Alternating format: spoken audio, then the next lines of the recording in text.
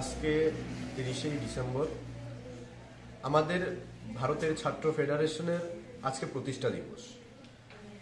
55তম প্রতিষ্ঠা দিবসে এসে আমরা সামাজিক কর্মসূচির অংশ হিসাবে আজকে আমরা একটা বসে আঁকো প্রতিযোগিতা উদ্যোগ নিয়েছি এবং ছাত্রছাত্রীরা উপস্থিত হয়েছেন, কম্পিটিশন শুরু হয়েছে।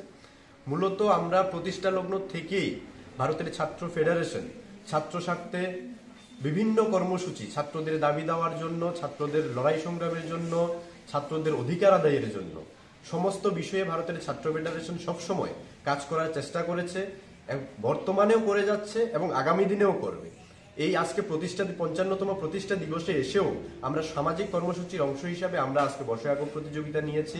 বিভিন্ন জায়গাতে পোস্টারিং এর মাধ্যমে আমরা প্রতিষ্ঠা দিবসের বার্তা পৌঁছানোর চেষ্টা করেছি এবং শিক্ষার যে লড়াই, মধ্যবিত্ত গরিব শ্রেণীর ছাত্রছাত্রীদের শিক্ষার যে লড়াই, সেটাকে আরো মজবুত করার জন্য আজকের প্রতিষ্ঠা দিবসের শপথ নিয়ে এসএফআই আরো মজবুতির সাথে সাধারণ ছাত্রদের জন্য লড়াই করবে এবং আগামী দিনে ছাত্রদের পাশে থাকার প্রতিজ্ঞাবদ্ধ হবে।